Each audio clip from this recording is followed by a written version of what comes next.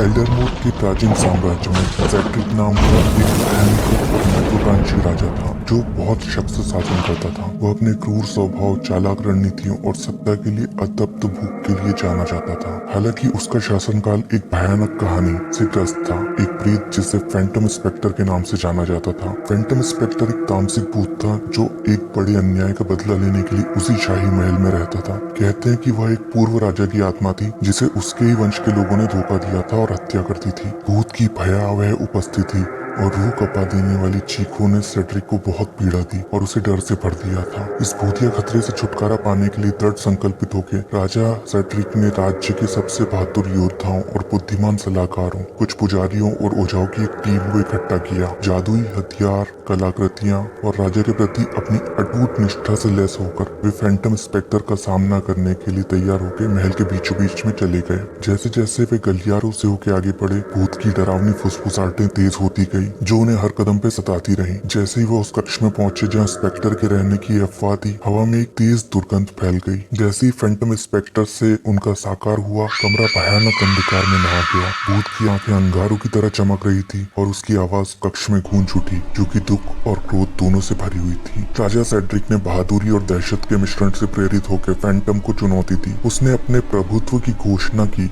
और न केवल भूतों को बल्कि उसका विरोध करने का साहस करने वाले किसी भी व्यक्ति को अपना गुलाम बना लेने की शपथ ली। लेकिन स्पेक्टर फैंटम राजा की खोखली धमकियों से अप्रभावित था। न्याय के लिए उसने अपना मिशन जो चुना था उसमें डटा रहा। जैसे ही लड़ाई शुरू हुई, योद्धा उस प्रेत से भिड़ गए, तलवारें टकराई, जादू टोना किया गया, हवा में रहस्यमयी ऊर्जाएं गूंज गई, लेकिन कोई भी घातक हथियार फैंटम स्पेक्टर को जरा भी नुकसान नहीं पहुंचा सका, क्योंकि वह दो दुनिया के बीच में फंसा हुआ एक प्राणी था। अपने प्रयासों की निरर्थकता को महसूस करते हुए सेड्रिक का अहंकार अब कम होने लगा और उसकी आंखों में पश्चाताप की झलक दिखाई देने लगी। अब उसने ध्यान से देखने पे पाया कि भूत के चेहरे पे दर्द और पीड़ा है। उसे देख के राजा का दिल भी नरम हो गया। उस एक क्षण में सेड्रिक ने अपने स्वयं के पापों का भार और उनके द्वारा किए गए परिणामों को पहचान लिया था। अफसोस भरी आवाज में सेड्रिक ने फैंटम स्पेक्टर के सामने झुक के खुद को विनम्र किया और अपने गलत कामों को स्वीकार किया, साथ ही अपने पिछले गलत कार्यों के लिए पश्चाताप भी किया। उसने अपने तरीकों में संशोधन करने और निष्पक्षता के साथ तथा करुणा के साथ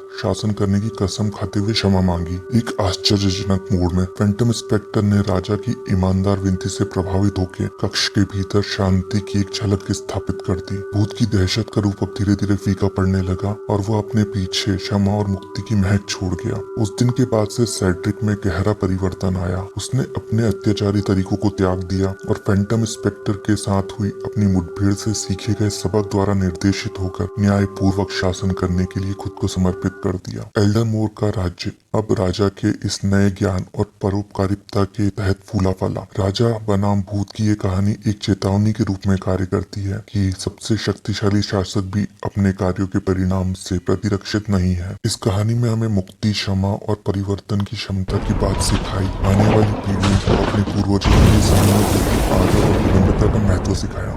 थैंक यू।